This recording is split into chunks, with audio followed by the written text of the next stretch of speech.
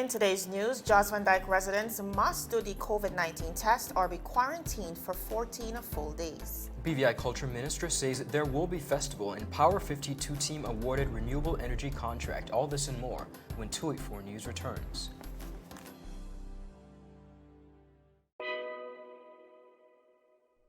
There's a reason you get up on a morning. A reason you pick yourself up, start the day.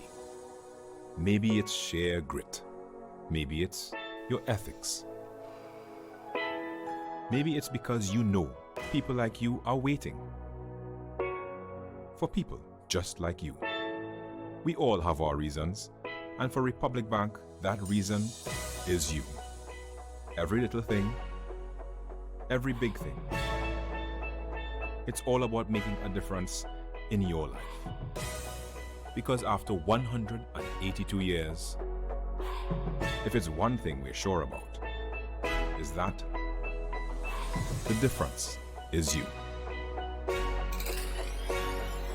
We're here to help. Republic Bank, we're the one for you. Welcome everybody. It's Wednesday, July 22nd, 2020. We're coming to you out of the beautiful British Virgin Islands. I'm Ron Grant. And my name is Javon Wilson. Thanking you once again for joining us for another great edition of 284 News. Viewers, we're going to head straight into your newscast for today.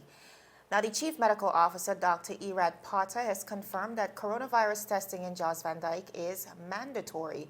Dr. Potter said, quote, "The testing is mandatory, and should persons not opt to do it, then they must be quarantined for the full 14 days, end of quote. Now, viewers, children are not exempted from this process, Dr. Potter said. They will be tested, quote, with the consent of the parent. Now, testing, which began today, July 22nd at around 10 a.m., will be conducted at two locations in Jos Van Dyke. That is the Albert H. Chinnery Administration Building, as well as the Jos Van Dyke Clinic. Now, according to the Chief Medical Officer, the process will be handled in coordination with the Sister Island Coordinator, and the District Officer Transportation will be provided to do the testing at the various locations. They will be stationed until all samples are collected and verified, end of quote. Now, viewers, over 300 residents of Jos Van Dyke will be subjected to the coronavirus test, which is currently free of cost. This follows the Ministry of National Security in St. Vincent and the Grenadines confirming that a case of coronavirus was imported from the British Virgin Islands. As a result, the island of Jos Van Dyke has been placed on 24-hour lockdown from yesterday, July 21st, and that will run up until July 28, 2020. Now, we've been hearing the initial reports of, the entire island of Jos Van Dyke was set to go on lockdown run. A lot of persons did not necessarily agree with the decision, but it was gazetted. We did see also as well the minister and the government of the Virgin Islands mandating persons to be tested. As of up to press time, we've heard several reports of persons detesting. Yeah. And not necessarily complying with wanting to be tested, especially now that their children will be subjected to those tests as well. So viewers will continue to monitor that and, of course, bring you the details. Most definitely. Continuing on the local scene, Minister of Education and Culture, Dr. the Honorable Natalio D. Wheatley, announced yesterday, July 21st, that the British Virgin Islands will be having some level of festival activities this year. Dr. Wheatley at the time was speaking at the Rotary Club Sunrise meeting and made the remarks in greeting club members. He was the guest speaker, speaking on community service and community involvement. Now, Minister Wheatley, while greeting Rotarians, did not specify what format the Virgin Islands Festival will take place, but stated that the Virgin Islands culture must be preserved and showcased. To this end, persons can expect a smaller scale of festival activities. However, at yesterday's House of Assembly sitting, Honorable Wheatley elaborated further on the upcoming festival activities and what can be expected. Take a look. So yes, Mr. Speaker, against this backdrop, we will celebrate our emancipation and celebrate it in such a fashion that gives honor to our ancestors, that educates our people, and that advances our cause as a people. The theme for this year is appropriate for this purpose. BVI Festival 2020. Be fully free. Emancipate yourself from mental slavery as we celebrate our Virgin Islands history. Mr. Speaker, we all know that COVID-19 has impacted how we go about our daily lives. Inevitably, our celebration this year will look different. COVID-19, however, has provided us with the opportunity to be more creative, to have more focus on our local arts and culture, and to make sure our heritage is properly recognized.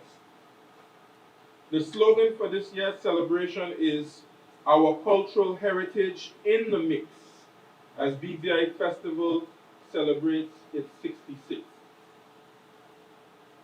Mr. Speaker, as a result of the economic impact of COVID-19, we cannot spend the hundreds of thousands of dollars that we usually spend fetting. As a result of the social distancing protocols, we will not be walking up in a juve. Or to say it correctly, our rise and shine tramp. Forgive me for that, Mr. Speaker. We will not be prancing in the street on August Monday, but we now have the opportunity to reflect on how and why we celebrate our festival. Mr. Speaker, this year's festivities will be celebrated between the 31st of July and the 5th of August. The festival will consist of both virtual events and physical events observing all, and I repeat, all the COVID-19 social distancing and sanitization protocols, subject to the approval of environmental health and the HEOC. Viewers, that was the Honorable Dr. Natalia Wheatley, Minister of Education and Culture, speaking on what persons can expect for the upcoming festival activities. Now, the Festival and Fairs Committee is yet to announce who the next chairman is of the Festival and Fairs Committee. That's following the recent resignation of Mr. Carnell Klein. I know this news comes as good for many persons who have been anticipating and wondering what the state of festival activities will be. We will definitely continue to keep you posted on events as they become known. Still ahead, Cuban doctors are due to set foot in the territory tomorrow, Thursday, and Power 52 awarded Anegada Renewable Energy Project. All this and more after a word from our sponsors. You're watching 284 News. Is business slow? Cash flow down? Hosting an upcoming event? We can help. Advertise with 284 Media and take your business or event to the next level by enhancing your present marketing and messaging strategies. Allow our team of experts to create a personalized ad that sets your business apart from all the rest. This could be your business or event. So, what are you waiting for?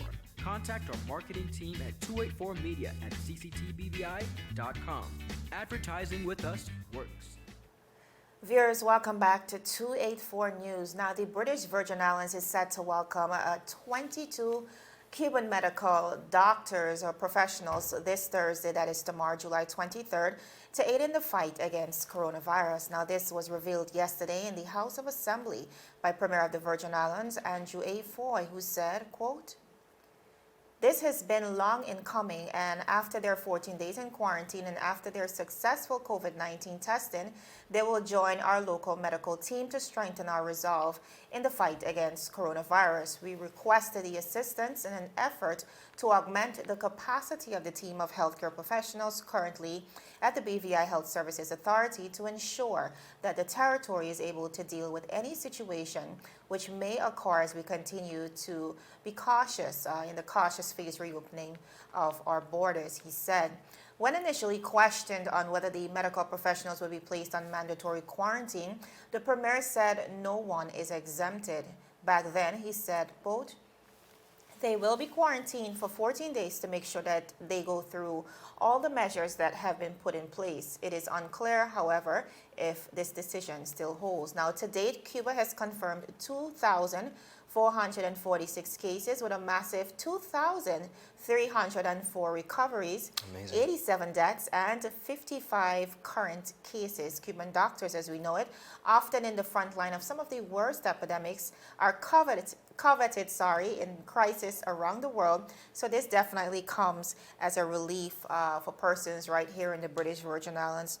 Now, we've heard a lot about this, viewers, in the headlines as it relates to the Cuban doctors coming in, and I think it was definitely a welcomed approach. It's definitely one of the stories that went viral here on 284 Media, and we are considering phased reopening in September, that's for sure, based on what the preliminary information given by government. And if we are to, head down that path, I know there's going to be a lot of concerns about our safety and the possibility of reinfection within our community. But I think with capable professionals like these Cubans on the ground, it will definitely alleviate some of those fears. And now is no time than the better to have them join us. So we absolutely welcome them, and we continue to wish their continued safety as they come to help us. Continuing on the local scene, we updated you on a story as it pertains to the Anegada Hybrid Project. Power 52 team has been awarded a contract for the installation of the Anegada Energy Project, a combined solar, photovoltaic, and battery energy storage system on the island of Anegada in the British Virgin Islands. Power 52 was amongst 76 competitive organizations that met screening criteria and one of the 30 organizations that participated in the mandatory site walk of the project. At the designated deadline, Power 52 submitted a competitive contract bid amongst 4 alternative organizations, delivering a successful outcome for the Power 52 team. Execution of the contract agreement will include the turnkey engineering, procurement, and construction services provided by the Power 52 team.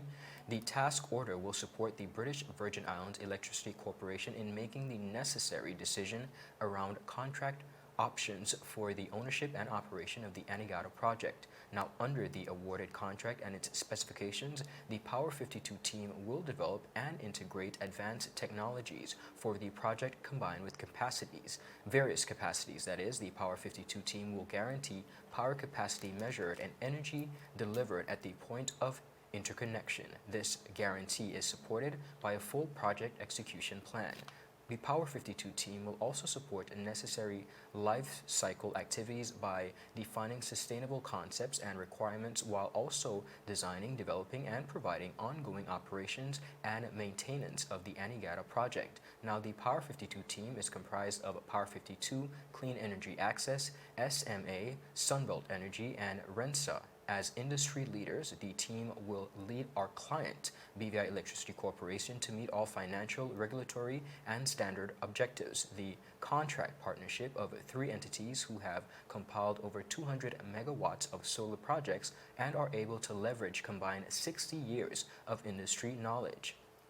The Power 52 team are engineering, procurement, and construction specialists with expertise delivering and commissioning some of the largest battery energy storage projects worldwide. They say their contribution to the Power 52 team is backed by nearly 40 years of experience in renewable energy, allowing us to deliver an integrated solution to our clients, which is BVI EC, with energy resilience. Now, the Power 52 team is committed to delivery of this pioneering movement in renewable solutions, which with the goal of utilizing local contractors and local resources to encourage economic development and job creations, of course, here in the British Virgin Islands. They continue to speak about utilizing a systemic approach to ensure that regulatory compliance and BVI EC conforms, and during this program, maintenance, EPC, and the battery storage milestone delivery with all possible regulations being up to date. Now, the popular face that we all know, Mr. Ray Lewis, Power 52 Clean Energy Access owner, has expressed his excitement about the project as part of an overall approach to creating resiliency solutions for individuals, families, and communities across the Virgin Islands. Lewis states, and I quote, "It is my belief that the workforce solution and energy resources from the Power 52 team will empower all through access to solar power. We are delivering what our hearts desire, and by partnering with your passionate people, we will see change. Thank you, BVI.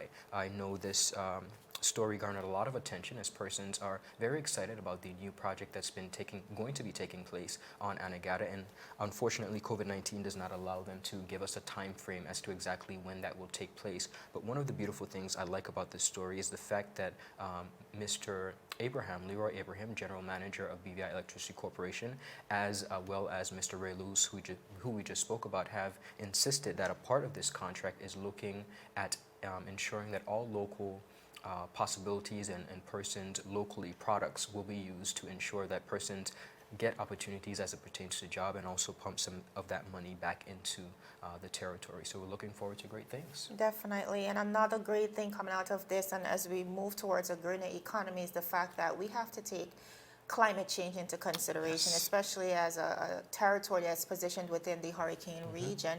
And so this is us playing our part, and of course it will be reducing some of those electricity costs for our beautiful residents there on the island of Anegada. Viewers, we're going to go to a quick commercial break, but we're coming back with more news. In the final analysis, we have two options: stay inside and create memories that will last forever, or go outside and say goodbye to those memories. We're not stuck inside, we're safer inside.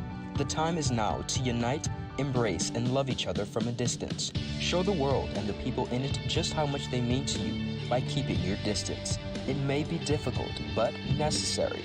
Let's reintroduce humanity and heart to all homes. While we can't enjoy the sun, sand, and sea, let's take this time to remember why we are nature's little secrets. Stay inside, and when it's over, we would all be better, stronger, and we would all still be together.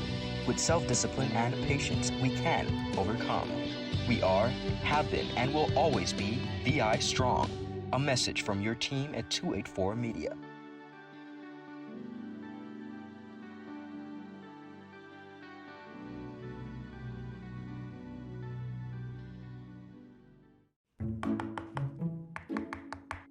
I love you, Penny. Run, Forrest, run! Lieutenant, move out.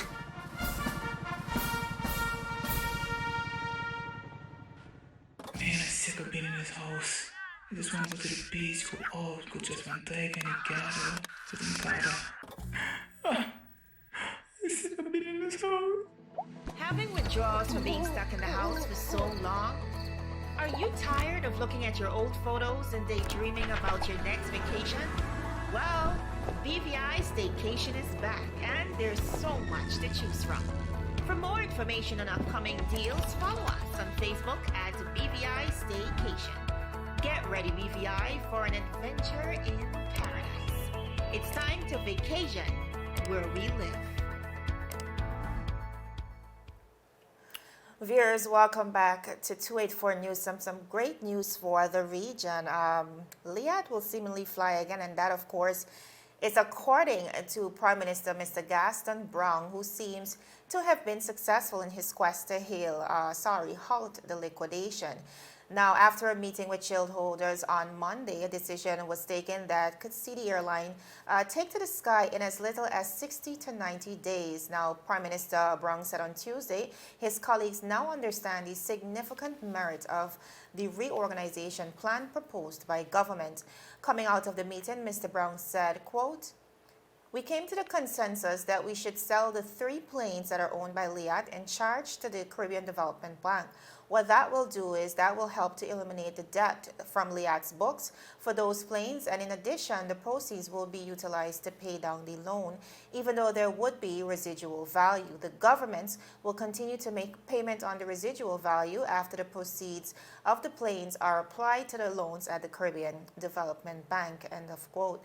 Now, the Prime Minister Brown said that the decision to take further steps to save cash, the cash-strapped airline, is cause for celebration. But they aren't just out of the woods just yet. He said immediate steps will be taken to appoint an administrator who will then be tasked with presenting the plan for the reorganization of LIAT to the court within a matter of weeks. Prime Minister Brown congratulated his colleagues for taking what he described as a critical step towards the saving of the regional airline. He said, quote, "One of the interesting things coming out of the meeting is that both Barbados and St. Vincent and the Grenadines have agreed to transfer their shares to Antigua and Barbuda for the sum of $1 each. The aggregate shares, Shari, would be transferred to Antigua and Barbuda and would be around 60% between the two governments. So I think that's a responsible proposition." The Antigua and Barbuda Prime Minister further noted that as it relates to raising capital needed to keep LIAT alive, the challenges have just begun. He said, quote, "Raising the capital and keeping LIAT alive will be more challenging than the little battle that we had there to get St. Vincent and the Grenadines and Barbados to surrender the shares so that we could move forward. No one should really gloat about this. I would say, if anything, that both prime ministers should be complimented for the fact that they have seen a need to cooperate with Antigua and Barbuda, recognizing how important LIAT is to the wider Caribbean."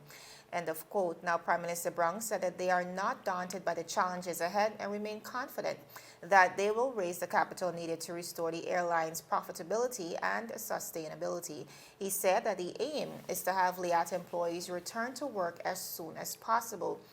He did note, however, that the proposed plans would only work by cutting severance payments by 50%, reducing the amount owed to creditors. Now, viewers, we've been following this headline for quite a number of weeks. As we all know, LIAT, one of the brands in air travel that really plays a special and essential role in regional integration and connecting us throughout the region, and, you know, coming under liquidation just recently as a result of this pandemic. Now we see Prime Minister Mr. Gaston Brown really fighting and of course coming into some form of agreement with the shareholders within the region to say, listen, this is what we need to do to save LIAT.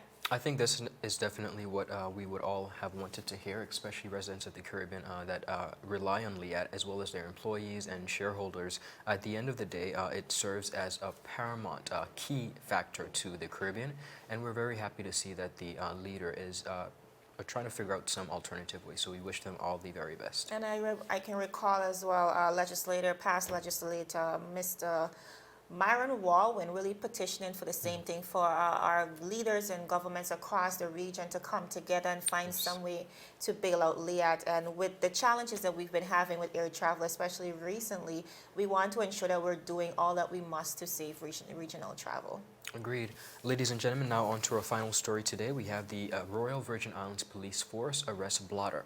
Police arrested and charged Isaiah Williams, 20, of Johnson Gut for 3 counts of burglary and breach of curfew. He appeared before the magistrate's court and was remanded to Her Majesty's prison to reappear before the magistrate's court.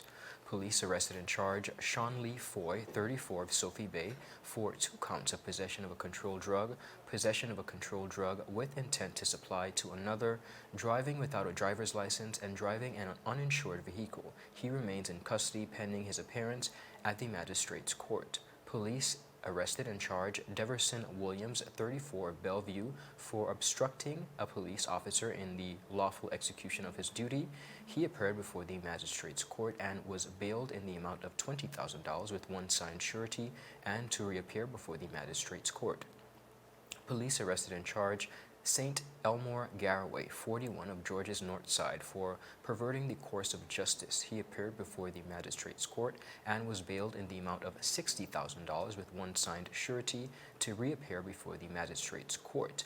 Police arrested and charged Wilking Ramirez, 35, of Frenchman's Key, for prohibition of use of a motorcycle on a public road. He was granted bail in the amount of $5,000 with 1 side surety to appear before the magistrate's court. And then we continue on with police arrested and charged Treborn Kubabach, 32, of West End, for landing in the territory without leave from an immigration officer. He appeared before the magistrate's court and was fined $1,000 and 2 months at Her Majesty's prison. A much shorter arrest blotter than we've seen in the past, and we continue to wish the team at the Royal Virgin Islands Police Force the very best in their duties. Now, just last night we had a press conference with the Health Minister, and one of the questions, Ron, coming out from that press conference is whether we should be looking forward to a lockdown, because one of the concerns coming out from the recent scare, the coronavirus scare on the island of Yas Van Dyke, was that the victim in question would have visited Tortola for at least 2 days to do her last-minute shopping prior to leaving. And there were even allegations that she was out and about partying the night before she left. Of course, we even heard allegations about even our own Premier of the Virgin Islands visiting the island of Yas Van Dyke for a very short time. He did confirm that he was there for a few hours. Yeah. Right, nevertheless, he was there. So clearly, some contact would have been made between Tortola and Antigua and Yas Van Dyke, as well as persons visiting the island, other persons who would have visited the island of Yas Van Dyke for the weekend. But where we see the Minister Malone saying that unless it becomes a situation where beds are overwhelmed and there is like huge community spread, for now the BVI is safe. However, he is encouraging persons to continue to comply with the protocols in place, the coronavirus related protocols, that is social distancing. And Ron, we have to admit, as we look across the territory, that is not necessarily the case. It was definitely a first priority in the early stages of coming out of post-COVID, but we've definitely seen where that has dwindled away. One of the points that I think is very important for us to look at as it pertains to the lockdown situation in Yas Van Dyke, prominent businessman and medical practitioner, Dr. Hesketh Vanterpool, in recent statements, went on to say that many boats from Puerto Rico and St. Thomas have been traveling to Yas Van Dyke, and this is something that's alarming, simply because many persons under in the Virgin Islands were under the impression, the British Virgin Islands were under the impression that our borders were closed. Now, while Yas Van Dyke is a tourist hub, and we know boats are popular to come there, it shows us that we have a serious problem in our system when we set rules and regulations and guidelines, but for some reason they are not enforced. How is it that you put measures of such in place and still, time and time again, during that course of a period, boats from the U.S. Virgin Islands and Puerto Rico, where we know of the stories of a myriad of cases, are coming to Yas Van Dyke? That is unacceptable, I think, and that's one of the unfortunate highlights of this story. And our government, I think, should be making some statements in regards to that. That needs to be clarified. Definitely, and I know there was a task force put together to monitor our borders. And just even last night, the question was posed again to the minister via the government conference, and he said, the person asked, are we monitoring our ports of entry, especially within our waters? What are we doing with that? And he said, not enough. And that was a scary response for a lot of people. Very because honest, but we can be complying with all the rules and regulations that need be, but if our borders are still susceptible to persons coming in and reinfecting us, then that's a real problem. Like you said, I do think the government of the Virgin Islands, it's about time they come forward. And they need to address it. Definitely. Viewers, there's a lot to cover. We are just about out of time, but we want to thank you so much for joining us. Of course, you can follow us for daily news updates at 284media.com. And trust me, there's only so much that we can cover here on our newscast. There's a lot of other articles, especially for our readers. I know, especially our elderly generation, they're accustomed to reading the news. So, of course, you can go over to our website. Again, that is 284media to indulge. We're also on Facebook at 284media, and on Instagram as well as Twitter at 284BVI. My name is Javon Wilson. And I'm Ron Grant. We will, of course, see you again tomorrow as we deliver your daily dose of local, regional, and international content. We also have quite a few opinion pieces that are very interesting. You should check that out. We're 284 News, your source for honest and impartial news right here on 284 Media. Happy Wednesday, everybody. Have a great rest of the day. Bye-bye. Father Jesus, that line here long like church service. Alright, do enjoy the rest of the day. Next customer line, please. Wait, hold on a second. Yes, Sonny boy, come, yes, Sonny. Good morning. Good morning, Sonny boy. Hold on there. You must have cut front of people. It's okay. I'll take care of it. What? No man, protect you. How may I assist you?